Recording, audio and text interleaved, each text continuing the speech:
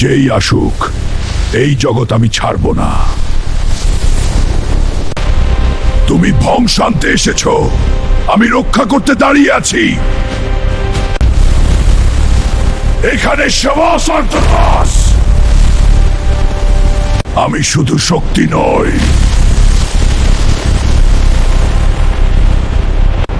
আমি শুধু শক্তি নই,